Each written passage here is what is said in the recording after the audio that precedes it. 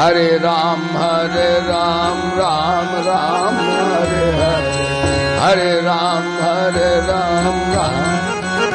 हरे हरे, हरे कृष्णा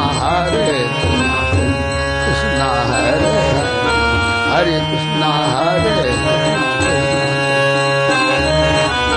मुद मंगलमय संत समाजो, मुद मंगलमय संत समाजो, जो जड़ जंगम तीरथ जो जड़ रथ, बड़े भाग पाई सतसंगा, बड़े भाग पाई संगा, विनय प्रयास हो भव भंगा, विनय प्रयास। अति हरि कृपा जाहि पर होई, अति हरि कृपा जाहि होई, पाऊंगे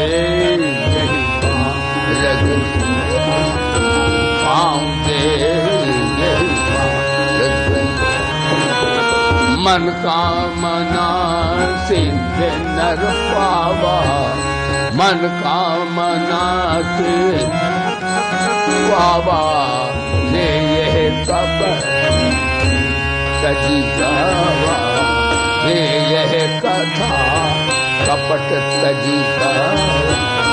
हरे राम राम राम हरे कृष्ण हरे कृष्ण हरे।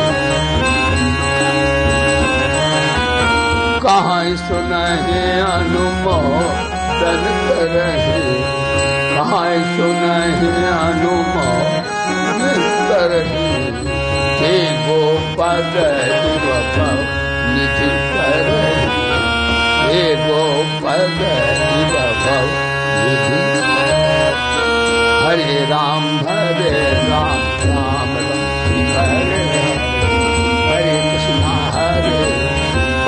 कृष्णा हरे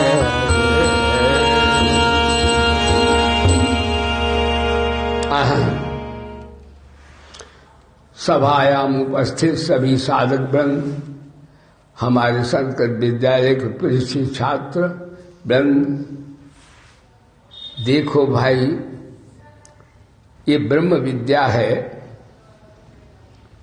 ब्रह्म विद्या हमें सुख दुख से बचाने वाली है, राग द्वेष से छुड़ाने वाली है, काम क्रोध मोह विकारों को समाप्त करने वाली है।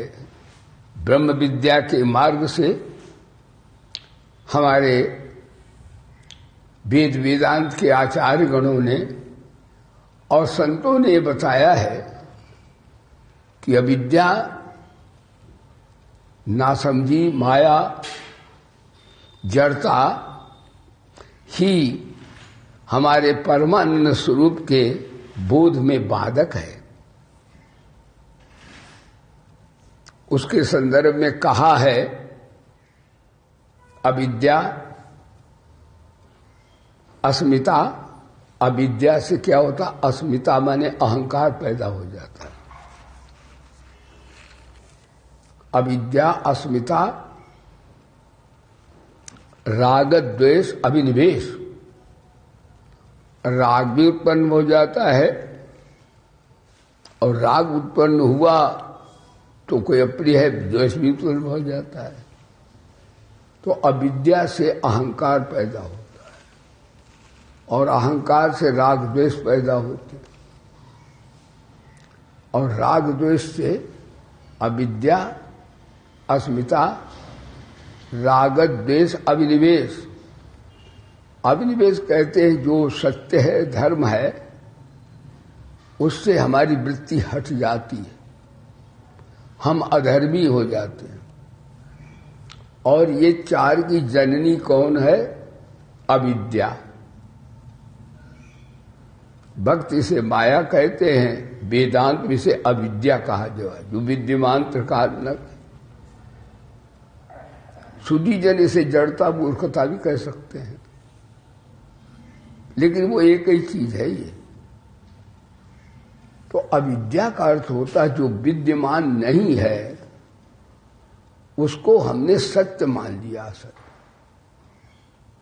विद्यमान क्या नहीं है? शरीर और संसार विद्यमान नहीं है।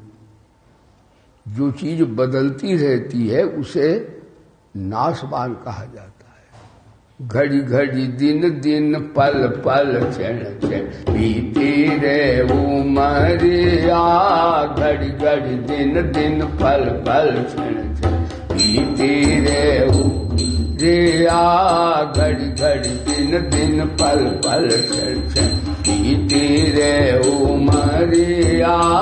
गीता वाले कब आओ भक्तों की नगरिया, गीता वाले कब आओ भक्तों की नगरिया, घड़ी घड़ी दिन दिन पल पल बीती रे हो।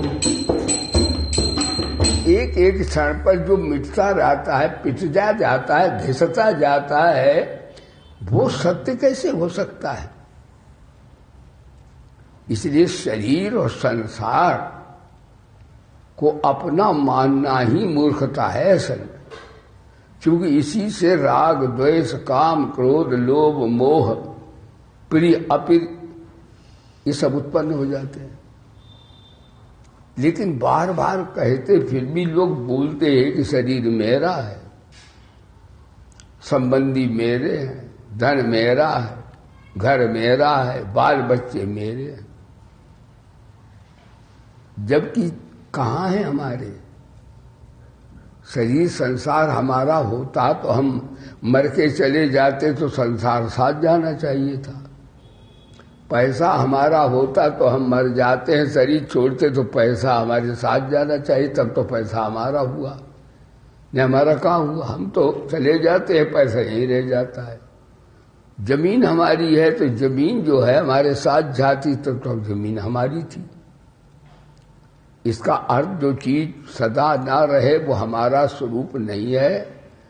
ये जमीन जायदाद शरीर संसार की जात अलग है, हमारी जाति अलग है। हम सदा रहने वाले हैं और ये सदा बिछड़ने वाले हैं। बिछड़ने वाले को हमने सदा रहने वाला मान लिया, यही हमारी अविद्या है, यही हमारी मूर्खता है, यही हमारी जड़ता है। और जितने सत्संग होते हैं उन सत्संगों का उद्देश्य केवल मात्र यही है कि हमारी वृत्ति जड़ता से हटकर, अविद्या से हटकर, माया से हटकर स्वरूप में या ईश्वर में स्थित हो जाए। यही सभी सत्संगों का यही सार है।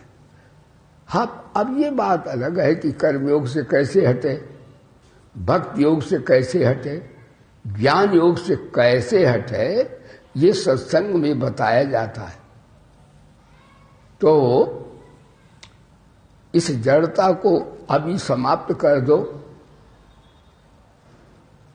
तो कहा अविद्या अस्मिता राग द्वेष अभिनिवेश ये कैसे मिटेंगे? तो कहते हैं अविद्या से उत्पन्न होती अहंता जो है वो विवेक से समाप्त हो जाती है। विवेक एक ऐसा संबंध है जो हमारे शरीर संसार को बता देता है कि तुम्हारा स्वरूप नहीं है। तो विवेक से अहंता समाप्त हो जाती है, ज्ञान से अहंता भस्म हो जाती है और कर्म करने से अहंता शुद्ध हो जाती है और भक्ति करने से अहंता बदल जाती है। ये अहंता को ही अविद्या कहा है। यही जड़ता की, कमकली की, मूर्खता की जड़ है। वो कहते शरीर हमारा, संसार हमारा। कहाँ संसार देखा किसी ने? एक क्षण तो रुकता नहीं वो। अभी जो था समय एकदम बदल गया। क्षण क्षण बदलता जाता है, कण कण बदलता जाता है। सब विनाश की ओर संसार जा रहा है, नाश की ओर जा रहा है। वो रुकता ही नहीं है, विनाश की ओर जा रहा। शरीर भी जा रहा है, संसार भी विनाश की ओर जा रहा है। हम कहते तरक्की हो रही, काहे की तरक्की हो रही साहब? और उल्टा हम बोलते भी हैं। हमारी सूझबूझ में भी उल्टे ही आता है। जब 80 वर्ष के हम हो जाते हैं तो हम कहते हैं हम तो बड़े हो गए। जब बालक 25 वर्ष का होता तो लोग कहते गुरु जी आपका काका बेटा बड़ा हो गया। लेकिन वेदांत कहता बड़ा नहीं हो गया, ज्ञान कहता छोटा हो गया। यही मोह है, यही उल्टी खोपड़ी है कुछ और, बोलते कुछ और है। अरे भाई 25 वर्ष का हो गया है बेटा और 100 वर्ष की उम्र है तो उसके 75 रह गए, छोटा हो गया वो तो। लेकिन लोग कहते बड़ा हो गया साहब, कितनी गलत बात है। इसी तरह हम शरीर संसार को अपना मान लेते हैं और सदा रहने वाला मान लेते हैं। जब सदा रहने वाला मान लेते हैं तो हमारा तादात्म्य नासमान से हो जाता है। तो हम अपने को मर्द धर्मा समझते हैं। शरीर के मरने पर हम कहते हैं हम मर गए, हम जी गए। अरे जिया मरा शरीर है, हम थोड़े मर गए। कबीरदास बड़ा ज्ञानी था भैया। कबीरदास के यहाँ कोई पहुंचा, उससे 90 वर्ष कबीर हो गया। कबीर बड़ा वेदांती था, ब्रह्म ज्ञानी था। कहा कबीर साहब तुम 90 वर्ष के हो गए, अब तो तुम मरने वाले हो। कबीरदास बोले एक बात बताएं, मेरा राम मरे तो मैं मरूं, ना ही तो मरे बलाए। कबीरदास बोले राम की जात क्या है? अजर अमर है परमात्मा और उसी का हम बालक हैं। तो पिता का ही अंश होता बालक में। अगर पिता के शरीर में 5 तत्व हैं तो बालक के भी 5 तत्व है। पिता में जो चेतन तत्व है तो बालक में भी वही चेतन तत्व है। तो कबीरदास बोला राम मरे तो मैं मरूं, ना ही तो मरे बलाए। मैं नहीं कभी मरता हूं, क्योंकि मेरा परमात्मा राम नहीं मरता है। और वो सच्चिदानंद राम कहाँ रहता है? कबीरदास बोले वो राम मेरे अंदर भी रहता है, बाहर तो है। लेकिन देखो अविद्या अज्ञान की करतूत देखो, वो कैसा है। कहते हैं मनै सिंहा। कबीरदास का भजन है, बड़ा ज्ञान का भजन है। कबीरदास कहते हैं हाँ अब धू अंधा धुंध अंधियारा, अब धू अंधा धुंध अंधियारा, कोई जाने गजानन हारा। बड़ा अंधा धुंध अंधियार है मैया, बड़ी अविद्या है, अज्ञान की आंधी, अज्ञान की काली दिशा छा गई है। कहते कैसा अंधियारा, कैसा अंधकार है। कहते हैं यह घट बीसर मथुरा काशी आहि में गढ़ गिरनारा। कबीरदास बोले इस घट के अंदर मथुरा भी है, काशी है, गिरनारा भी है। या घटा आकर लेता है राम कृष्ण अवतारा, अब धुअंधा धुंध अंधियारा, कोई जाने गजानन हारा। अरे कबीरदास कहते जो राम कृष्ण है वो हमारे दिल के गुफा में बैठे हैं, इतने बड़े हम हैं। बोलो सच्चिदानंद भगवान। कहते कबीर सुनो भाई साधो, जाहि में गुरु हमारा। अब गुरु का ढूंढने जाओ, इसी के अंदर गुरु बैठा है। कबीरदास के राम कृष्ण गुरु सब उनके अंदर बैठे हैं और हम ढूंढने जाते, वो मथुरा है, वो काशी है, वो वृंदावन है। एक महात्मा का बड़ा ज्ञानी था, उसका भैया ने सूत्र लिखा है, एक दिन वो देख लिया, वो इंटरनेट में बड़ा बढ़िया बढ़िया आ जाता कभी ज्ञान, तो उसमें दिखा है कि मैंने 3 पाप किए हैं। एक तो तुम सब जगह व्याप्त हो, फिर भी हम जाते हैं वाराणसी भगवान को ढूंढने, केदार, बद्री, तो एक पाप हमने ये किया कि भगवान की बस्ती हम यहां मानते ही नहीं, तब तो जाते हैं वहां। और एक है पाप और किया कि आप नाम रूप से परे हो, फिर भी नाम मंत्रों में तुम्हें मानता हूं मैं, ये भी दूसरा पाप है। और एक पाप और बताया कोई है, अभी याद नहीं आता। हाँ, एक पाप हाँ ये है कि तुम सर्वज्ञ हो, परम पिता हो, फिर भी हम प्रार्थना करते हैं कि हमें ये चीज दे दो, वो चीज दे दो, हमारे दुख दूर कर दो। क्यों भाई? माँ नहीं जानती बच्चों को क्या कष्ट है, माँ जान लेती। छोटा बच्चा हो, कभी कभी हम बच्चे को गोद लेते हैं, कोई माता बहन दे देती बच्चे को, तो माताएं बहनें क्या बोलती, गुरुजी वो टट्टी करने वाला है, अभी हमें दे दो। यदि वो जानती है ये टट्टी करेगा, ये लोग शंका करेगा, तो भगवान सर्वज्ञ हमारे अंदर है, वो तो सब जानते हैं, फिर हमें प्रार्थना करने की जरूरत, तुम दुख दूर कर दो, ये कर दो।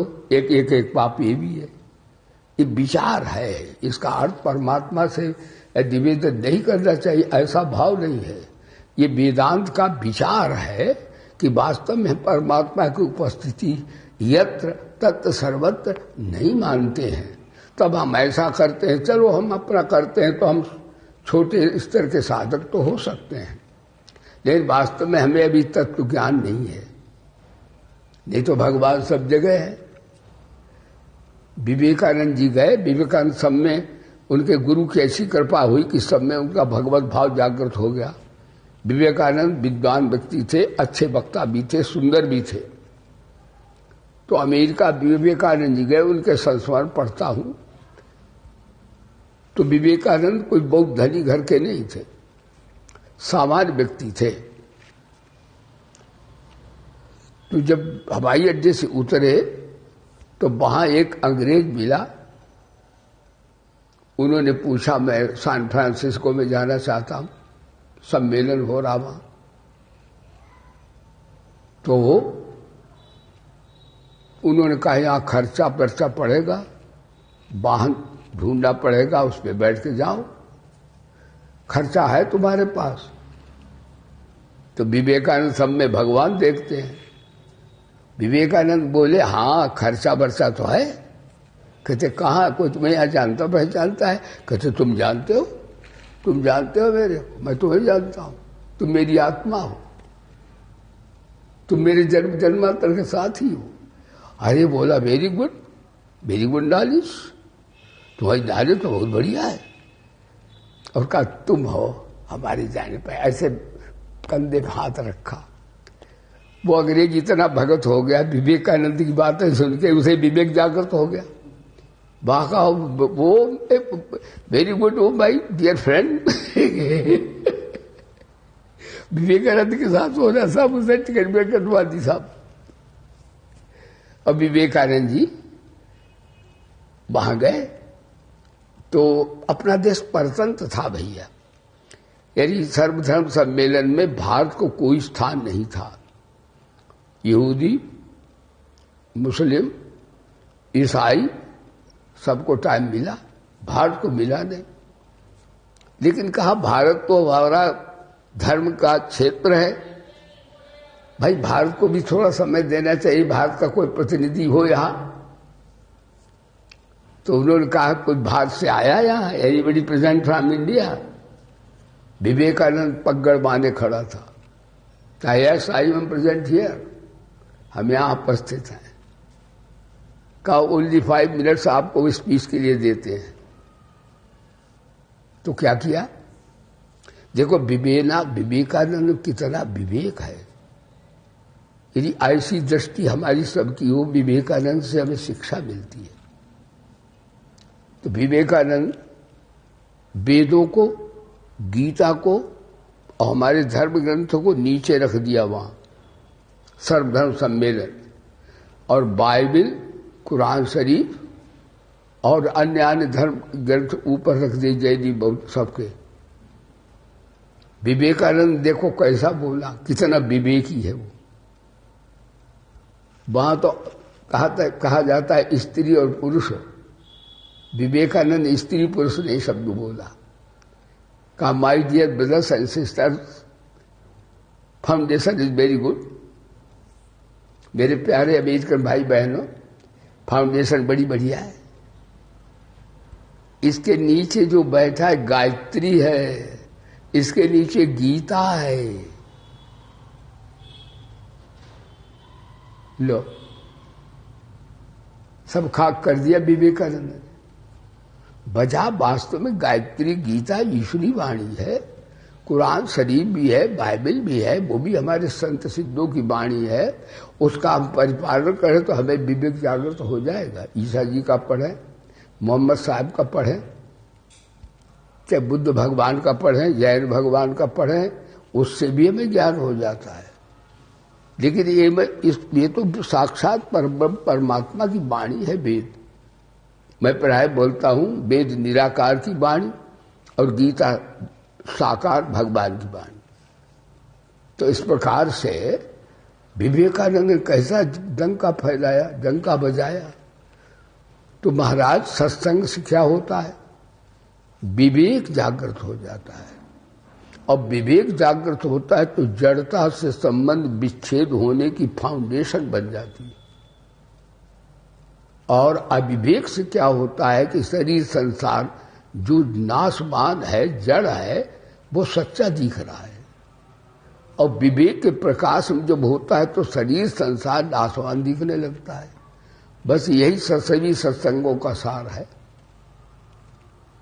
तो अभी हमारे गीता में भगवान श्री आनंद कंद गोपाल भगवान, गुरुदेव भगवान ज्ञान योग की चर्चा कर रहे हैं अभी। तो कि अब महाराज जिनका अज्ञान परमात्म तत्व के ज्ञान से नष्ट हो गया है, जिन्होंने ऐसा निश्चय कर लिया है, तद्बुद्धे तदात्मानं तन्निष्ठा तत्परायणा, बुद्धि से निश्चय कर लिया कि शरीर संसार की सत्ता है नहीं, हुई नहीं, हो सकती नहीं, क्योंकि ये बदलते जा रहे हैं। एक वेदांती ज्ञानी गुरु था बैठा, तो एक व्यक्ति बोला ये नदी बह रही, पुल होगा कहीं, तो नदी बह रही थी। तो उसके सामने बोला नदी बह रही है, नदी बह रही है। वो तत्वज्ञानी क्या बोला, हाँ नदी बह रही है, तुम भी बह रहे हो, हम भी बह रहे हैं, और ये पुल भी बह रहा है। यानी जिस दिन से जो हाल बनी उस दिन जो बह रही है, नाश की ओर जा रही, पुरानी हो गई, तोड़ दी जाएगी। तो शरीर संसार बह रहा है, ये ठहरने वाला नहीं है। तो संत बोले नदी बह रही है, तुम भी बह रहे हो, मैं भी बह रहा हूं, ये पुल भी बह रहा है, ये भी एक नष्ट होता जा रहा है, क्षण क्षण में नष्ट हो रहा है। ऐसे अनेक विषयों को लोग प्राप्त भजस्वमाम। तो ऐसा जो ज्ञान आत्मज्ञान से कि परमेश्वर परमात्मा एक चेतन तत्व सब में विराजमान है, तो रोज बोलना चाहिए ज्ञानी भक्तों को, ज्ञानियों को ये बोलना चाहिए कि परमात्मा आत्मा का हमारा नित्य संबंध है, और परमात्मा और आत्मा का हमारी जातीय एकता है। यही शरीर संसार नाशमान है और आत्मा परमात्मा अविनाशी है और नित्य संबंध है। शरीर संसार पहले भी नहीं था, अब आभास हो रहा, बाद में भी नहीं रहेगा। तो हमारा नित्य उनका संबंध भी है। और जो वस्तु है वो सब अपनी नहीं है, वो अनंत की दी हुई वस्तु है। और जो वस्तु प्राप्त हुई है वो अपने लिए नहीं प्राप्त हुई है। अनेक रूपों में जो परमात्मा है उसकी सेवा के लिए है। ये 3-4 बातें अगर याद कर ले व्यक्ति तो उसे आत्मज्ञान हो जाएगा। बोलिए सच्चिदानंद भगवान की।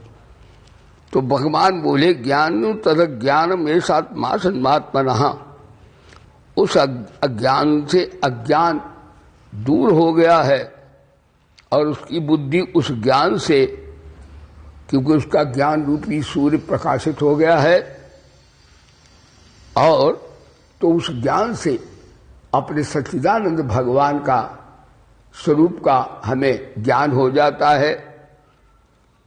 और हमारी बुद्धि कैसी हो जाती है? तद बुद्धिया, वो बुद्धि जो है निश्चयात्मिका शक्ति कि शरीर संसार की सत्ता नहीं है, नाम रूप मिथ्या है, एक ज्ञान का प्रसंग है यहाँ पर। तो उसकी बुद्धि तद्रुप तदाकार होती है। जब बुद्धि में ये होता कि सब परमात्मा आत्मा है, तो मन जानता है, मन उसी का आश्रय लेगा जो फिर अविनाशी है। फिर मन भी जो है चिंतन में लग जाता है, और मन चिंतन में लग जाता तो तत्परायणा,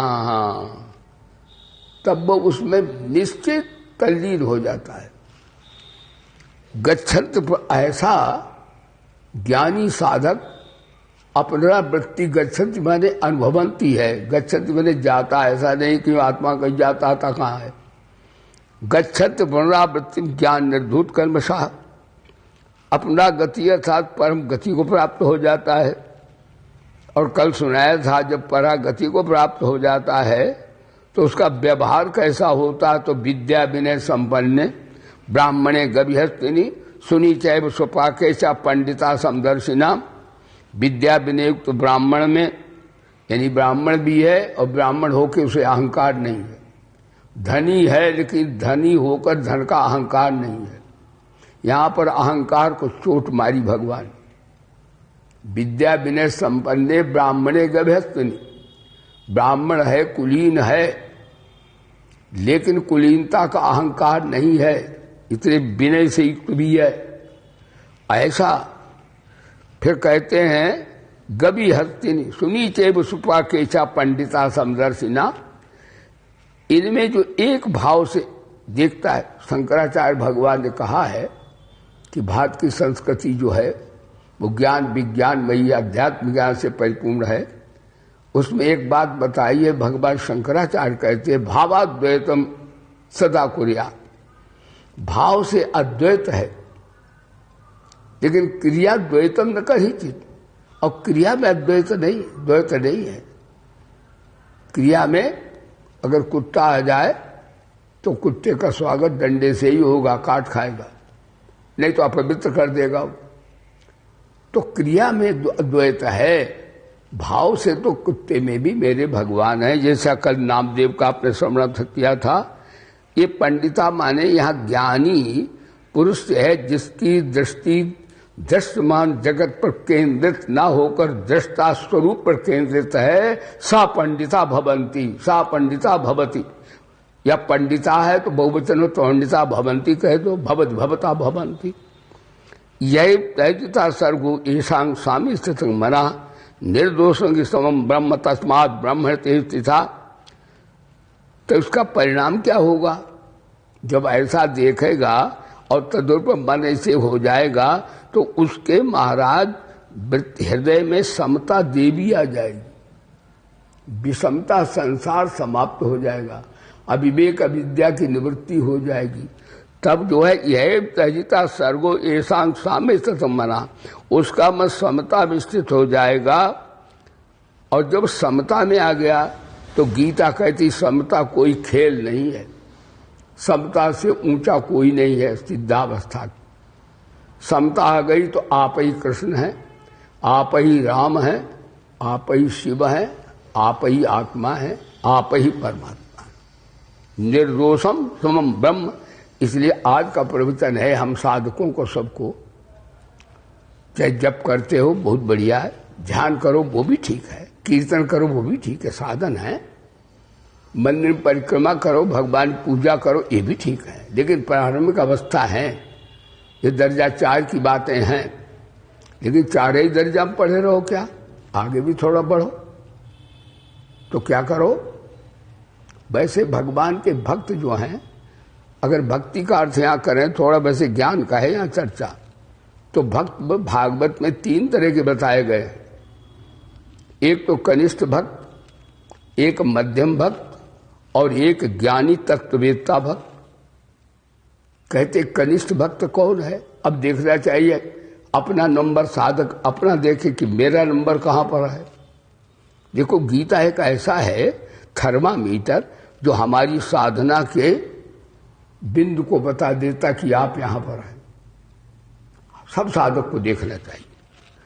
तो कहते ईश्वरे तद्धिनेषु बाद शेष दुष्ट प्रेम मैत्री कृपोपेक्षा या करोति मध्यमा। जो मध्यम पुरुष होता है न अर्चायाम हरे पूजायाम श्रद्धे हते। वेद व्यास कहते हैं, बोलो सच्चिदानंद नींद आ गई। वेद व्यास कहते हैं जो अर्चा करता है, प्रार्थना करता है, कीर्तन करता है, मत्था टेकता है, आरती करता है, भगवान की परिक्रमा करता है, भोग लगाता है, तो भागवत कहती है 3rd क्लास का है तो भगत, लेकिन 3री श्रेणी में है ये। क्योंकि और जगह उसे ईश्वर के रूप नहीं अभी हो रहा है। मंदिर जाता है तो उसे ध्यान आता है, कीर्तन करता तो ध्यान आता है, कथा सुनता तो ध्यान आता है ईश्वर का। ये और जगह उसे नहीं आता। जब तक सुनता है या पूर्ण करता है तब तक तो उसकी वृत्ति ईश्वर में है, फिर वो भूल जाता है। तो दूसरे, अब देखता साधक है दूसरा इससे ऊंचा कौन सा है? तो कहते हैं अर्चाया पूजायाम श्रद्धे हते। हाँ, तब कहते हैं ईश्वरे तद्धिनेषु बाद से दुष्टा प्रेम मैत्री कृपोपेक्षा या करोति मध्यमा। कहते मध्यम भक्त वो होता है जो प्रेम, अब देखो उसका ईश्वर बढ़ गया, अब मंदिरे में नहीं है, अब केवल आरती में नहीं ईश्वर है, अब केवल परिक्रमा में नहीं ईश्वर है, अब आगे बढ़ गया परमात्मा। मैत्री यानी जितने जीव हैं इनमें भी अब दिखने लगा उसे। मंदिर में तो दिखे थे, अब सब में दिखे। तो मैत्री किससे करता है? दैवी संपदा वाले साधकों से। आदमी की पहचान करना चाहिए व्यक्ति किसके साथ घूमता है, किसके साथ रहता, वैसा ही होता है वो। जैसे मैंने देखे पियक्कड़ इकट्ठे होते हैं तब बोलते अड़क दत्ता फूंक दे कलकत्ता, खूब सूंट के दम लगाते हैं और बड़ा उनमें आपस में मित्रता दिखती है। तो देखता चाहिए या दिशा समझे या दिशा चुप सेपते कि साधक कहां पर रहता, कैसा चिंतन करता, उसका पता व्यवहार से लगेगा। तो प्रेम करता है किससे? संतों से, भक्तों से। अब परमात्मा केवल मंदिर में नहीं है, अब भक्तों में दिख रहा है, संतों में दिख रहा है और चरित्रवान अच्छे व्यक्तियों में दिख रहा है। तो प्रेम करता उनसे और मित्रता करता है बराबर वालों से। प्रेम करता है भगवान से, भगवान के बंदों से और संतों से। मित्रता करता है बराबर वालों से। अभी वो साधक है, सिद्ध नहीं हुआ है, ध्यान दीजिए। पता लगाई कि मैं कहां पर हूं। प्रेम मैत्री कृपा, अभी उसे नानात्व का आभास हो रहा है। कृपा करता उन पे जिनके पास अभी बुद्धि नहीं है, उन भाइयों को बुद्धि के समझाता भी है कि ये ज्ञान इनको भी हो जाए, इनका भला हो जाए। तो कृपा करता है दीन दुखियों पर, पिछड़े हुओं पर, और जिन्हें अभी विवेक नहीं हुआ उन पर कृपा।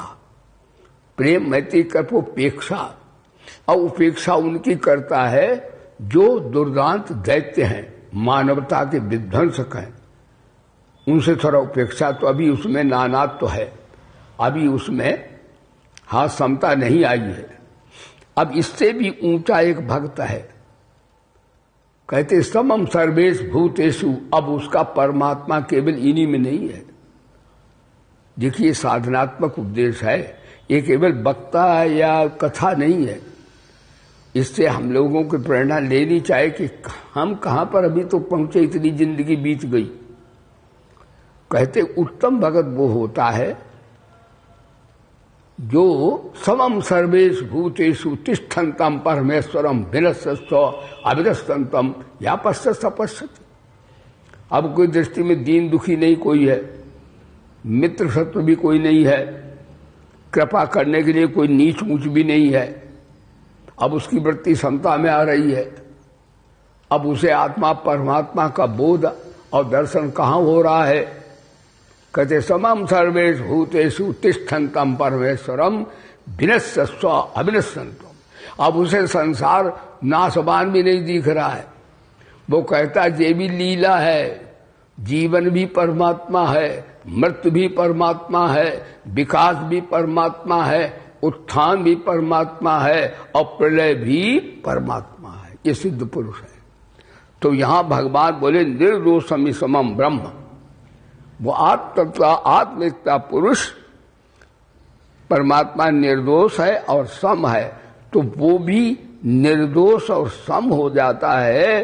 तस्मात् ब्रह्मते स्थिता, और वो सच्चिदानंद परमात्मा से तद्रूप होकर के सच्चिदानंद ही हो जाता है। ये गीता में बात बताई है। आज आता है ना प्रियस प्रियम प्राप्त नो उद्विजित सा प्रियम स्थिर बुद्धि सम्मूढ़ो ब्रह्मविद ब्रह्मण स्थिता। जो पुरुष प्रिय को प्राप्त होकर हर्षित नहीं होता, जैसे रबड़ी रसगुल्ला मिला तो खुश हो गए, और रोटी कहीं नहीं रबड़ी रसगुल्ले हैं, उन्हें नमक रख दिया, कहा बाबा खा लो, कहा नहीं सूखी नहीं खाएंगे। या मान सम्मान मिल गया तो बड़े फूल के गुप्पा हो गए, किसी ने गाली दे दी, डंडा लेके दौड़ पड़े। तो वो सिद्ध पुरुष कैसा होता है? मन बुद्धि शरीर से जितनी क्रियाएं होती हैं अनुकूल या प्रतिकूल, तो वो कहता मन बुद्धि और शरीर ये तो जड़ पदार्थ हैं, स्वरूप में तो नहीं है। इसलिए सांसारिक भोगों से, सांसारिक वस्तुओं से उसे प्रियता में भी कोई प्रसन्नता नहीं होती। और फिर जो अप्रिय होते हैं, एक महात्मा भैया जा रहे थे, उनका सर घुटा हुआ था, बड़े वेदांती ज्ञानी थे वो। गांव से निकले तो गांव वाले कई मूर्ख भी तो होते हैं, महात्माओं की भी आलोचना करते हैं। कहा देखो कैसा हट्टा कट्ठा पट्ठा है, रावण कुंभकर्ण जैसा मोटा, और खोपड़ी कैसा घुटाए घूम रहा है, और खूब खाता है, बस बस नारायण नारायण बोल देता है, बेवकूफ बनाता है। ये ऐसे लोग पृथ्वी के भार हैं। ये बड़ा ही देश के लिए, समाज के लिए भार है। तो किसी ने कहा महाराज देखो आपके लोग आलोचना करते, निंदा करते, तो देखो वो सिद्ध पुरुष अप्रिय होने से वो नाराज भी नहीं है। वो कहता क्या पता है, अरे ये तो मेरे भाई बहन बड़े प्यारे हैं जी, मैं भी तो शरीर की निंदा करता हूं कि सड़ा हुआ है, हलवा खाओ तो टट्टी बना देता है, मेवा खाओ तो टट्टी बना देता है, इसके साथ जो संपर्क करता वो भी गंदा हो जाता है। तो जे हमको निंदा करते वो शरीर कर रहे हैं, आत्मा तो मेरी इनकी एक ही है। कितनी बढ़िया बात। अप्रिय को प्राप्त होकर के महाराज उसको उद्वेग नहीं होता। हाँ, वह स्थिर बुद्धि, स्थिर बुद्धि माने निश्चयात्मिका बुद्धि है कि शरीर संसार की सत्ता है ही नहीं। दृष्टा साक्षी में न शरीर है, न संसार है, न रूप है, न रंग है, न राग है, न द्वेष है। ये स्थिर बुद्धि हुई। ऐसे स्थिर बुद्धि संशय रहित ब्रह्मवेत्ता पुरुष सच्चिदानंद घन परिपूर्ण परमात्मा में एक ही भाव से नित्य स्थित रहता है। अच्छा, जब स्थित रहता है तो अब स्थिति कैसे प्राप्त होती? देखो गीता एक साइंस है, ये आध्यात्मिक विज्ञान कथा बथा नहीं है। अब वो स्थिति कैसे प्राप्त होती साधक को? तो वायस पश्य सक्तात्मा बिंदित्यात्म सुखम सब ब्रह्म योग्यतात्मा सुखम अक्षय वसुमते। बाहर के विषयों में आसक्ति रही, इन्हीं खाता पीता वो खूब है, बाल बच्चे उसके हैं, सब चीज उसके जाने, वो जंगल मारा मारा, ऐसा कुछ नहीं है। 22% माने जो शरीर से, इंद्रियों से, पदार्थों से जो हमें भोग मिल रहे हैं उनसे क्या होता, आसक्ति रहित रहता है। यानी ज्ञानी भी खाता पीता, अज्ञानी भी खाता पीता। अज्ञानी शरीर को केंद्र मानकर सुखमान खाता पीता है, और ज्ञानी कहता है ये प्राण का धर्म है। स्वरूप में साक्षी न कुछ खाता है न कुछ पीता है, इसलिए वायस्पद से रहित होता है। बिंदते आत्मनि सुखम, आसक्त रहित अंतःकरण वाला साधक आत्मा में स्थित जो ध्यान जनित सात्विक आनंद है उसको प्राप्त होता है, लेकिन सात्विक आनंद का वो भोग नहीं करता। यानी उसकी आरती करो तो खुश नहीं है वो, और गालियां दे दो तो नाराज नहीं। यानी सुख का भी भोग होता है। अगर अच्छी बात मिले तुम प्रसन्न हो जाओ तो तुम भोगी हो, गीता कहती है। और कोई प्रतिकूल मिले और आपको एकदम उद्वेग आए तो आप अज्ञानी हो, ये गीता बता रही है। हरि ज्ञान चर्चा सुनाती है गीता, हरि ज्ञान चर्चा सुनाती है गीता, द्वैत द्वैत बुद्धि भगाती है गीता, हरि से सभी को मिलाती है। तो कहा आसक्त अंतःकरण वाला साधक आत्मा जो ध्यान जनित सात्विक आनंद है उसको प्राप्त होता है, लेकिन भोगता नहीं है। आनंद उसे प्राप्त होता है, खुश नहीं होता वो, न नाराज होता है।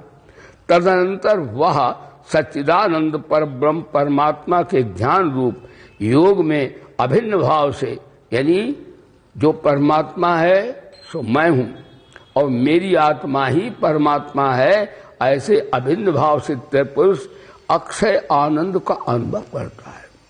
अक्षय आनंद माने जो परमानंद है, जहां सुख दुख नाम की मान अपमान की कोई सत्ता का बोध ही नहीं होता है। बोध केवल अपने आत्म तत्व का दृष्टा साक्षी का ही होता है। वो साक्षी कौन है? वही परमात्मा है। उसमें अभिन्नता का अनुभव कर लेता है। लेकिन क्यों नहीं ऐसा होते हुए भी क्यों नहीं साधक ये साधना करते हैं? गीता कह रही है।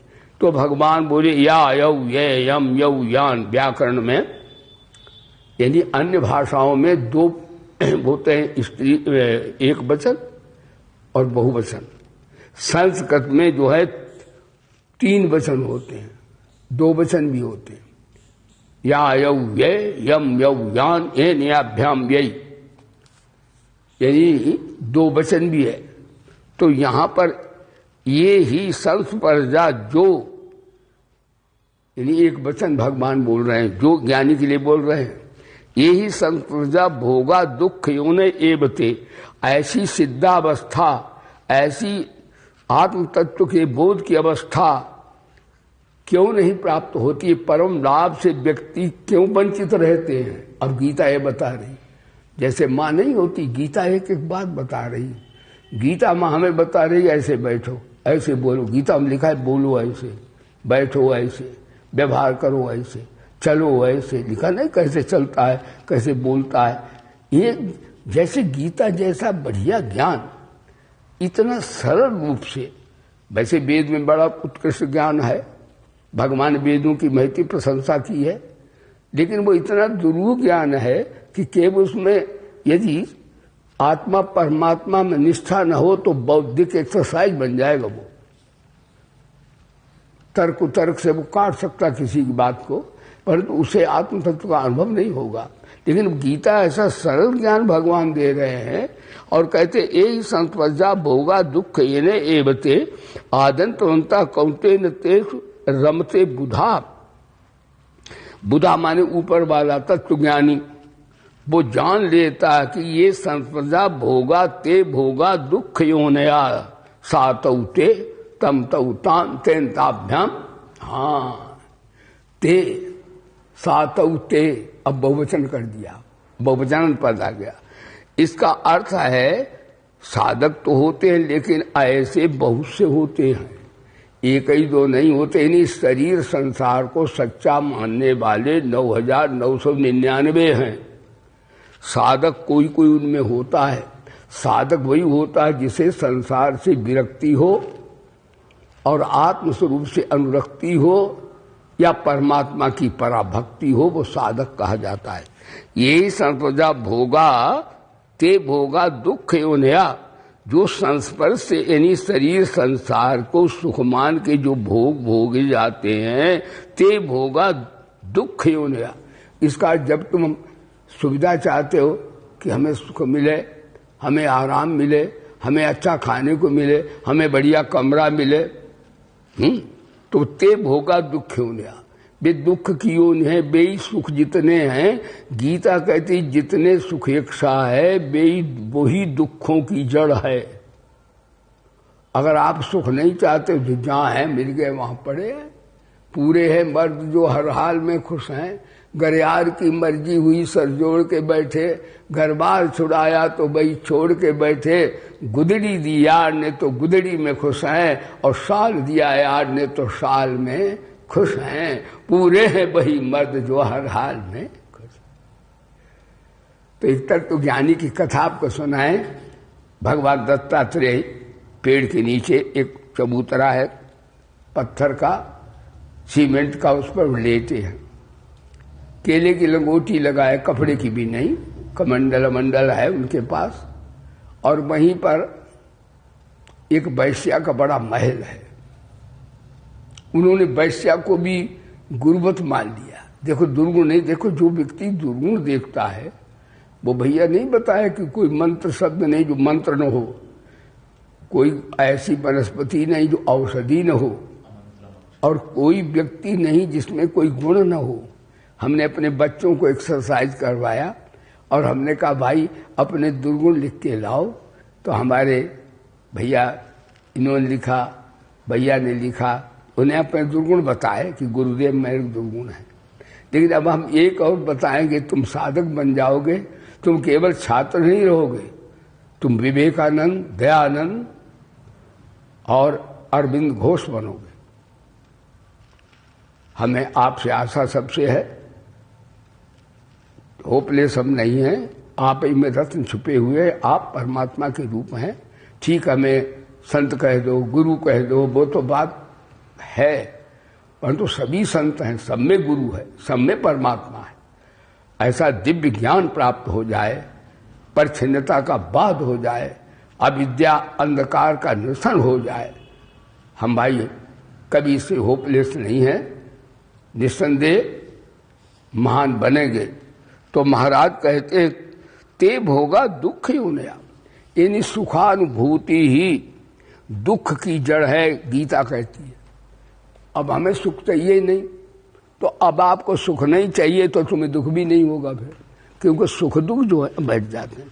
सुख दुख जो है एक ही साथ द्वंद्व रहते हैं।